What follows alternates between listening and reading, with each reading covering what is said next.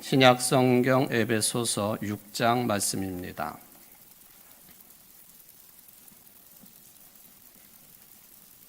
에베소서 6장 10절로 20절까지 말씀을 봉독해 드리겠습니다.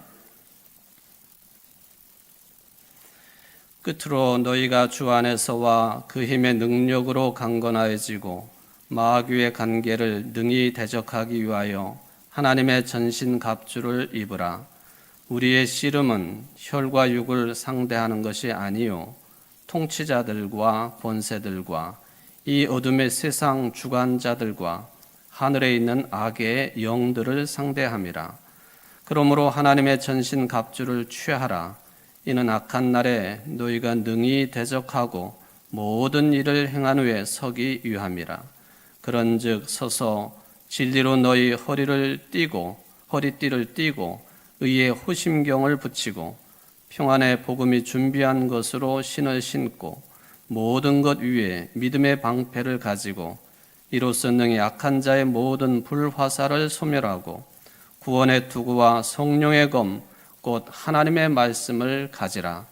모든 기도와 간구를 하되 항상 성령 안에서 기도하고 이를 위하여 깨어 구하기를 항상 힘쓰며 여러 성도를 위하여 구하라. 또 나를 위하여 구할 것은 내게 말씀을 주사 나로 입을 열어 복음의 비밀을 담대히 알리게 하옵소서 할 것이니 이 일을 위하여 내가 쇠사슬에 매인 사신이 된 것은 나로 이 일에 당연히 할 말을 담대히 하게 하려 하심이라. 아멘.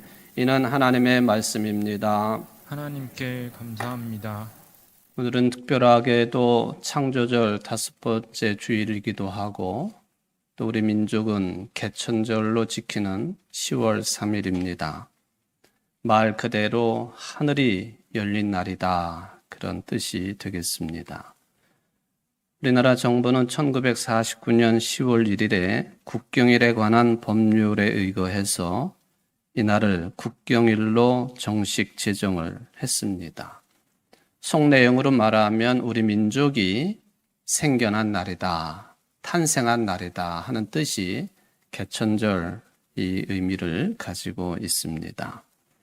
저는 창세기에 나와 있는 하나님께서 세상을 창조하시는 그런 말씀을 이 개천절과 비교할 수 있는 것은 아닙니다만은 그 의미를 한번 생각을 해보게 되었습니다.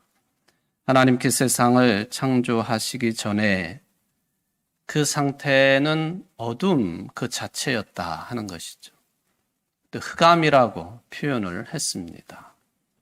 그리고는 하나님께서는 세상을 드러내시는데 그것을 위해서 처음으로 빛을 만들어 내셨습니다.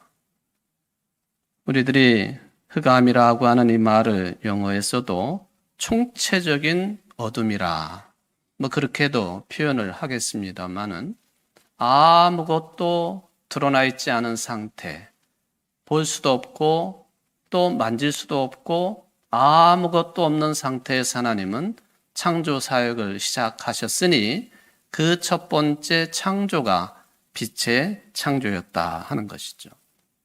그래서 그 이전에 아무것도 없는 상태를 어둠, 흑암의 상태인데 성경은 그것을 상징적으로 물로 가득 차 있는 상태였다라고 표현을 해놓고 있습니다. 필리핀 그 나라 부근에 세계에서 가장 깊은 바다가 있다고 그러죠.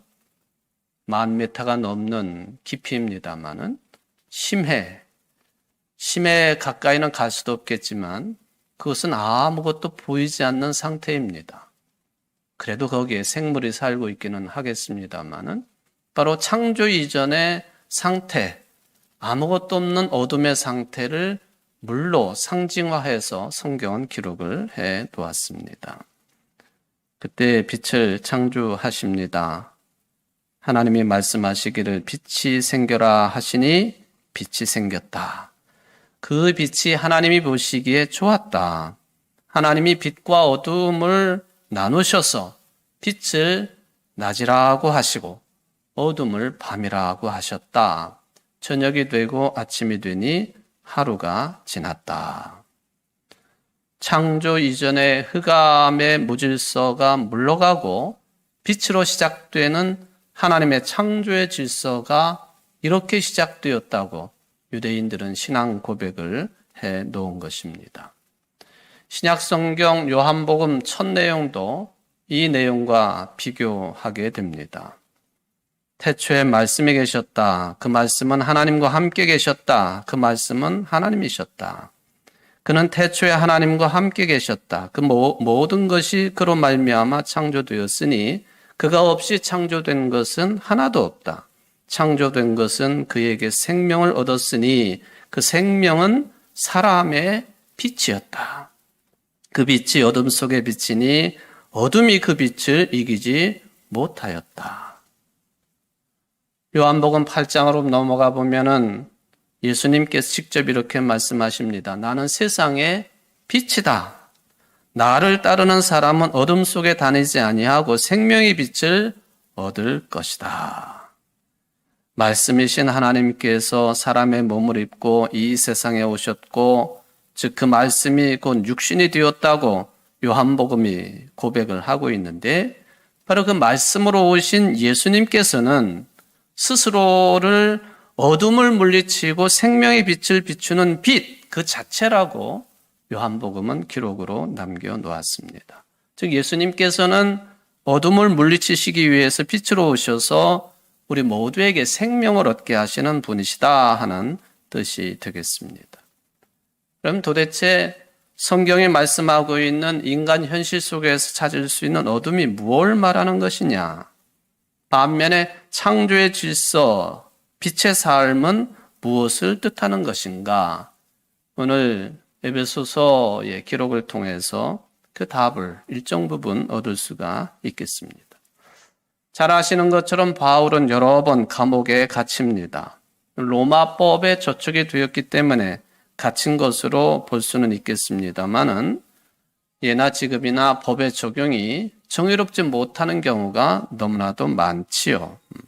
그래서 유전무죄, 무전유죄라고 하는 말도 있지 않겠습니까? 돈이 많으면 있는 죄도 없이 하는 것이고 돈 없으니까 없는 죄도 만들어지는 세상. 법도 사람이 다루는 것이니 얼마든지 오용이 될 수 있다고 하는 것. 그 죄 없는 사람이 수십 년을 감옥 생활하고 있다고 하는 것.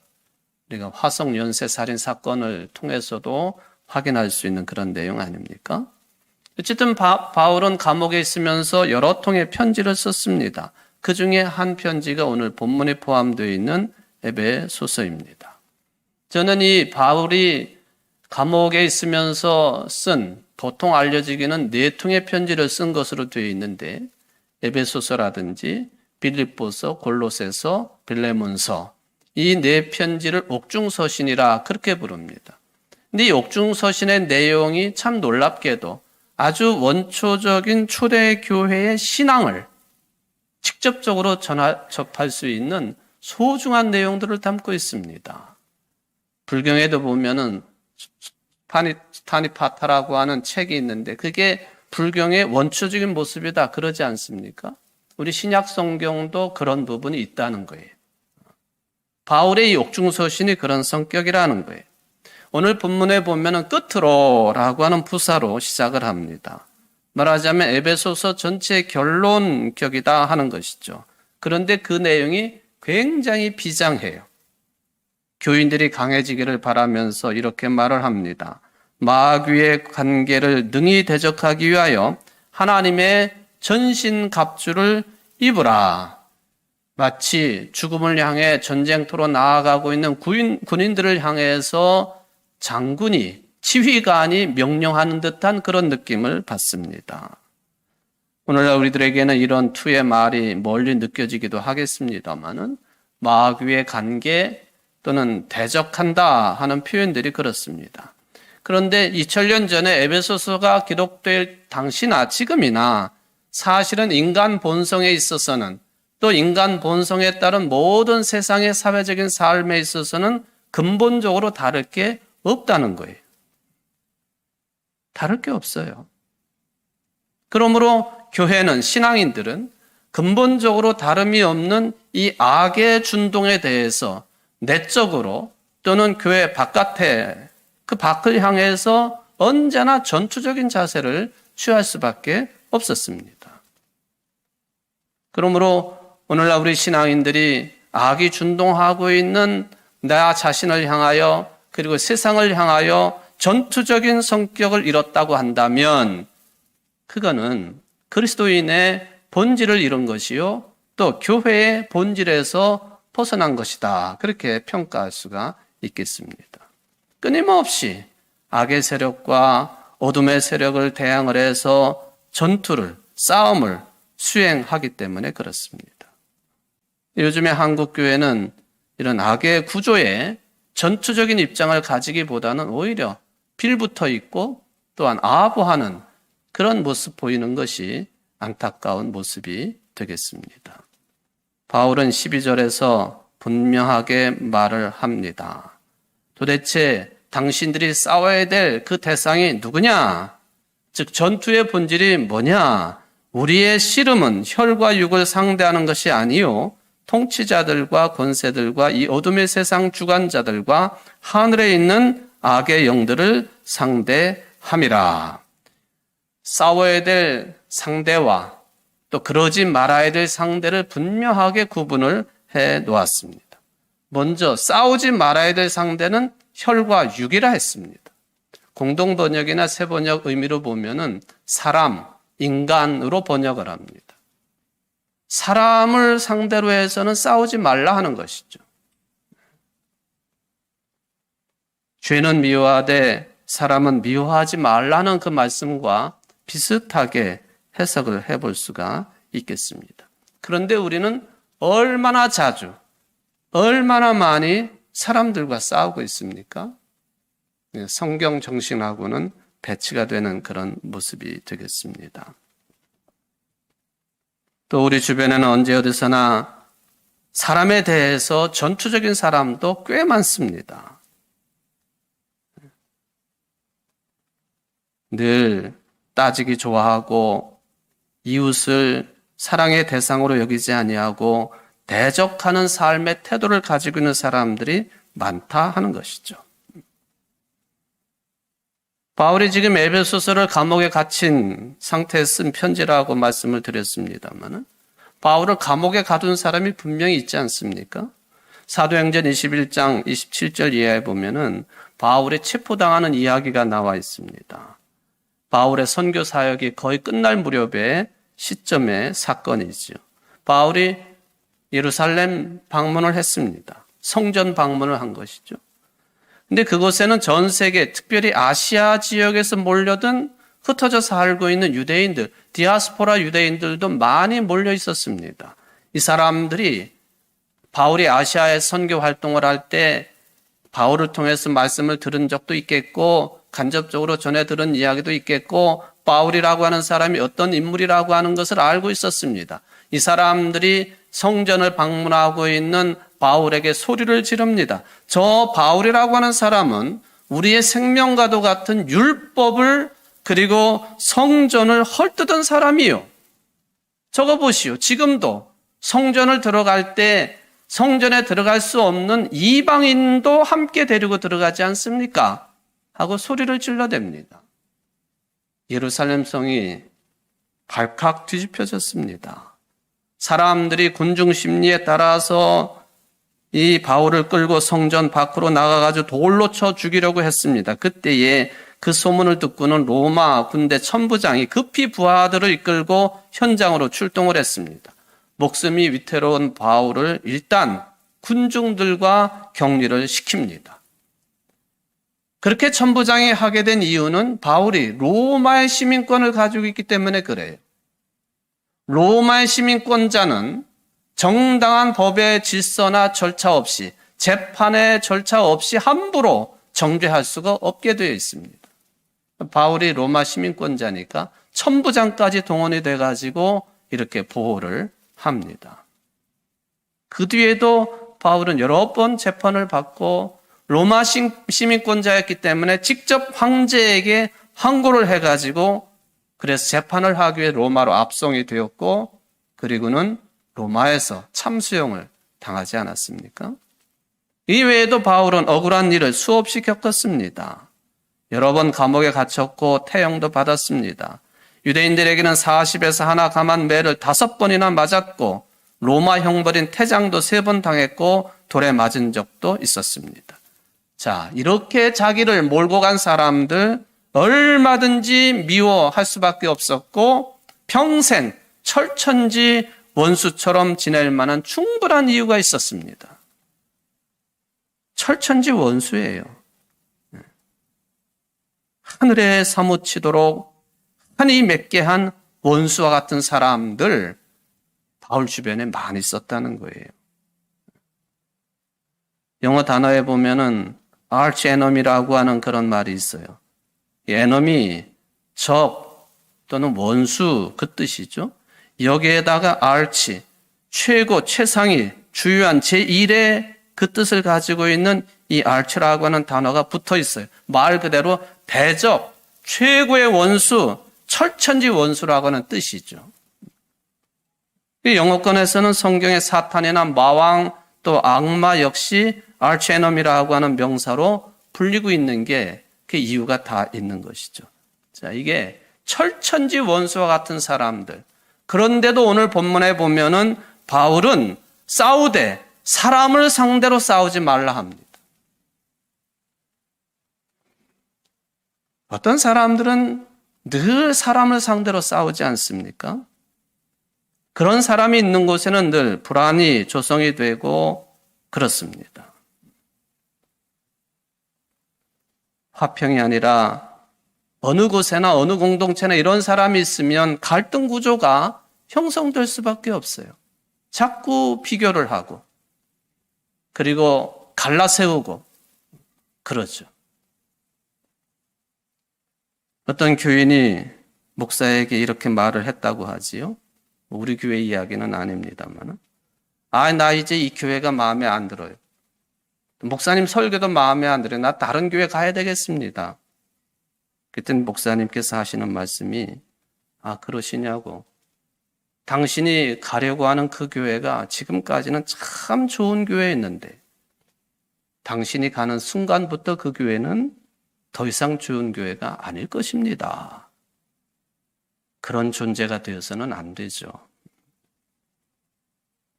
바울은 사람을 상대로 싸우는 게 아니라고 합니다.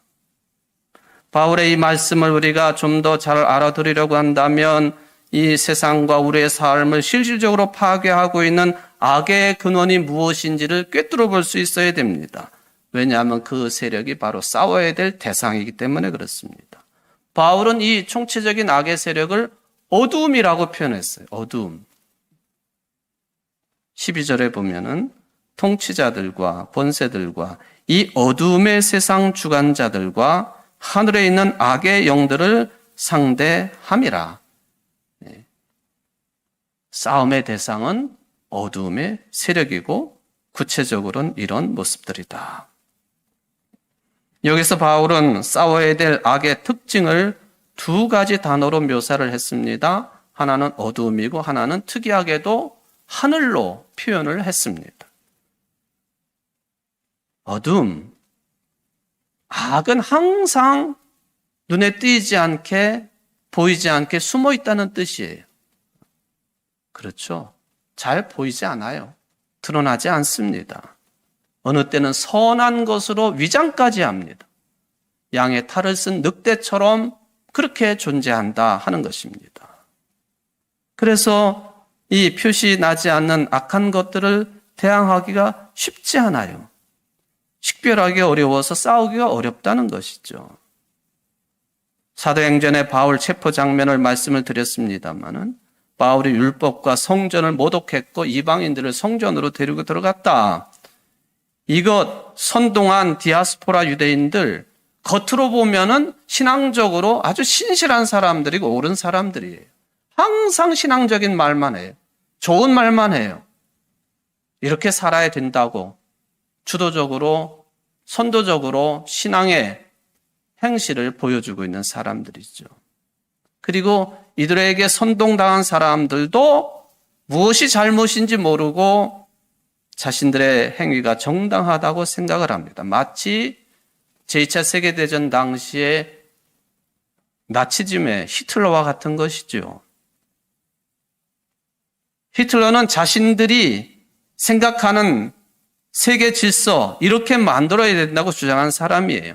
그러기 위해서는 유대인 없어야 되고 동성애자들 없어야 되고 공산주의자들 없어야 되고 집시도 없어야 되고 장애인들도 없어져야 된다. 이게 히틀러의 주장이었습니다. 그 믿음 깊은 독일 사람들이 거기에 현혹이 된 겁니다. 악의 모습이 잘 드러나지 않는다는 것이죠. 우리는 이 어둠의 세력이 우리들 속에서 어떻게 숨어서 활동하는지를 잘 살펴야 됩니다. 우리의 일상에 이 어둠의 세력은 몰래 힘을 발휘하고 있는 것이죠. 어찌 보면은 내가 나를 보더라도 근본적인 차원에서 보면은 내 속에 선과 악이 공존하고 있다는 거예요. 그게 구분이 잘 안 돼요. 완전한 선한 사람도 없고 악한 사람도 없는 것 같아요. 이게 교차가 됩니다. 오늘날 현실 정치에서도 확인이 됩니다. 어둠의 세력은 거짓 뉴스를 통해서 교묘하게 위선적으로 작동하기 때문에 보통 사람들이 구별하기가 쉽지 않아요. 뭐가 거짓인지 참인지. 그런데 많은 사람들이 제가 보기에도 거짓 뉴스에 현혹을 당합니다. 그래서 누구를 욕하고 누구를 칭찬하고 그럽니다. 이게 힘든 싸움이에요.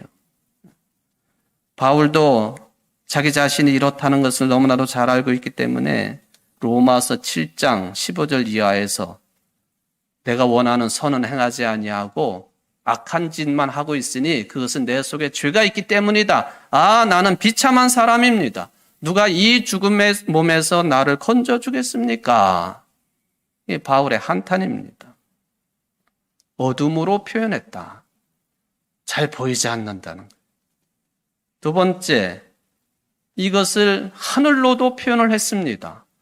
왜 하나님이 계신 하늘 또는 우리에게 영적인 고향과 같은 하늘을 이런 부정적인 의미로 동원을 했을까? 해석을 해보면요. 하늘의 힘이라고 하는 것은 압도적인 것이죠. 여러분, 악한 영의 힘이 압도적이라는 거예요. 개인적으로 도저히 감당해낼 수가 없어요. 사회적인 용어를 동원한다면 악의 구조가 우리를 꼼짝도 못하게 붙잡아 놓는다는 것이죠. 그런 차원에서 하늘이라고 하는 용어가 사용이 됩니다. 압도적인 거예요. 전염병이 압도적이에요. 돈이 압도적입니다. 자본이 압도적이에요. 여러분들 가운데 돈이나 자본의 힘에 굴복하지 않을 사람이 어디 있겠습니까? 좀 미안한 표현이지만 돈이면 최고 아닙니까? 압도적이라는 거예요. 어느 대통령 후보로 나선 분이 돈은 마귀와 같다고 그랬습니다. 저는 그 말이 맞기도 하고 또는 틀리기도 하다고 생각합니다. 왜? 돈도 하나님이 주신 것 아닙니까? 자본도 물질도. 2달란트, 5달란트 맡았던 종처럼 이 자본을, 물질을, 돈을 잘 활용하면 선한 역사가 일어나는 거예요. 그런데 이 돈을 가지고 나쁘게 사용하면 그건 마귀예요. 대적해야 될 악의 세력이 됩니다. 그런 차원에서 반은 맞고 반은 틀리다. 저는 그렇게 생각을 합니다. 우리 교단 106회 총회를 우리 교회가 총회 본부가 되어서 모함교회, 성동교회, 청주동부교회 이 세 교회 합쳐서 총회를 은혜 가운데 잘 마쳤습니다. 이 106회 총회의 주제가 어두움에 빛이 오며입니다. 어두움에 빛이 오며. 이 어두움에 빛이 오며라고 하는 말씀은 성경을 근간으로 한 표현이라고도 볼 수 있겠지만 특별히 중세시대 때에 어둠에 사로잡혀 있던 교회들과 성도들과 성직자들을 향한 표이기도 합니다. 오로지 살아있는 하나님의 말씀의 빛으로 변화되어서 살도록 하기 위한 그 종교개혁 운동의 방향성 중에 하나가 아주 중요한 모토가 어두움의 빛이라고 하는 그런 이야기예요.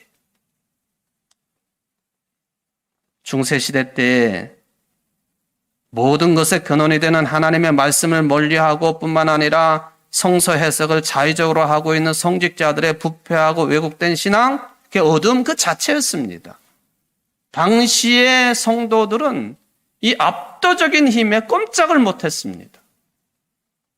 뿐만 아니라 중세시대를 몇백 년이나 관통을 했던 이 감염병인 흑사병 또한 압도적이었어요. 심각한 어둠이었습니다.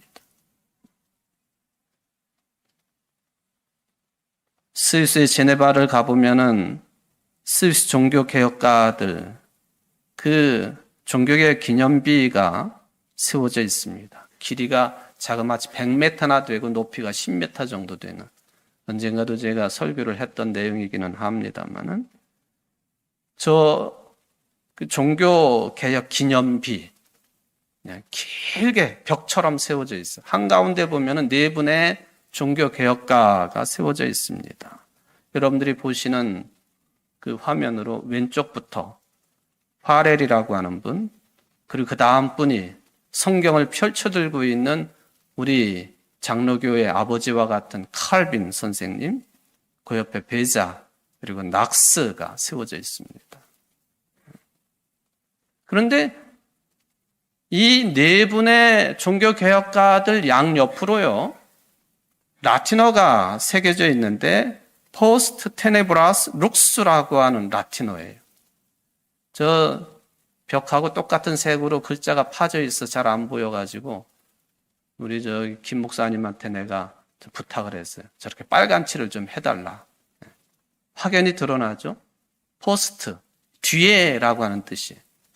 테네브라스, 어둠이라고 하는 뜻이고 룩스, 빛이라고 하는 뜻입니다. 그러니까 어두움 후에 빛이라고 하는 이번 총회 주제가 저게 명확하게 새겨져 있습니다. 그런데 포스트나 룩스는 온전한 단어 형태를 가지고 있는데 가운데 있는 테네브라스, 어둠이라고 하는 단어가 갈라져 있어요. 종교개혁가들 중심으로 테네브라스, 나뉘어져 있어요. 저는 이게 의미가 있다고 생각합니다. 왜? 어둠은 갈라져야 되고 무너뜨려져야 되고 사라져야 되고 없어져야 되는 세력이기 때문에 그렇다. 도대체 그러면 이 테네브라스 어둠을 무엇으로 갈라세우고 무엇으로 밝힐 수 있느냐? 종교개혁가들이 그 가운데 우뚝 서 있습니다. 하나님의 말씀, 생명의 말씀으로 교회를 살리고 성도들을 살리고 세상을 살릴 수 있는 이 빛이신 하나님의 말씀으로만 어둠을 물리칠 수 있다 하는 뜻이 아니겠습니까? 마치 잠수한 뚜껑이 열리면서 미사일이 발사되는 것처럼 이 종교개혁가들이 어둠을 물리치려고 우뚝하니 서 있는 모습이 매우 상징적이다 하는 생각을 해보게 되었습니다. 오늘 사도 바울의 에베소 교인들에게 이 불의의 세력, 세상의 통치자들, 어두움으로 상징되고 있는 이 악의 세력을 물리치는 데 있어서 계속해서 언급을 합니다. 성령의 검을 가지십시오. 하나님의 말씀을 쥐고 있으라는 거예요. 자기 자신이 지금 영어의 몸으로 되어 있지만 하나님의 말씀을 잘 전할 수 있도록 기도해 달라고. 복음의 정신으로 이겨야 된다고. 우리 교회를 출석하고 있는 성도들 항상 교회 생활의 중심이 뭔지를 잘 알고 계셔야 돼요. 그 첫 번째가 말씀입니다. 그리고 그와 나란히 세워둘 수 있는 것이 기도예요. 교회는 이 말씀과 기도의 기둥 위에 세워진 존재입니다. 그러므로 오늘 사도 바울은 에베소 교인들에게 성령의 검인 말씀, 하나님의 말씀을 가지라, 그리고 기도하라고 요청을 합니다. 이게 악의 세력, 어둠의 세력을 물리칠 수 있는 태초부터의 하나님의 힘과 능력이오시다. 예수님도 이 힘으로 우리 가운데 오셨어요. 코로나19라고 하는 어두움? 아니, 그것보다도 더 본질적인 사도 바울이 고백한 것처럼 나는 참 비참한 사람입니다. 내 속에 있는 이 어둠의 세력을 물리칠 수 있는 두 가지 힘은 말씀과 기도의 힘이다. 이걸 믿으시는 오늘 예배드리는 여러분들 모두 되시기를 주의 이름으로 축원을 드립니다. 기도하십시다. 고마우신 하나님, 감사를 드립니다. 우리는 안 그런 것 같지만 너무나도 자주 빠르게 악의 세력에 휩싸이게 됩니다. 어둡고 악한 영들에 둘러싸여 있습니다. 어떻게 이들을 상대할 수 있겠습니까? 내 힘대로 되지 않고 무엇을 동원해도 되지 않겠는데 마치 종교개혁가들이 테네브라스 어두움을 하나님의 말씀의 힘과 능력으로 우뚝 서서 물리친 것처럼, 그래서 빛의 시대가 도래하게 한 것처럼 하나님의 말씀과 기도밖에는 없다고 하는 것을 새롭게 깨닫게 하시니 감사드립니다. 우리 청주제일교회 모든 성도들이 어두움과 악한 영들에게 치지 아니하고 말씀과 기도로 승리하게 부족함이 없는 신실하고 거룩한 삶이 될 수 있도록 축복하여 주옵소서. 예수님의 이름으로 기도하옵나이다. 아멘.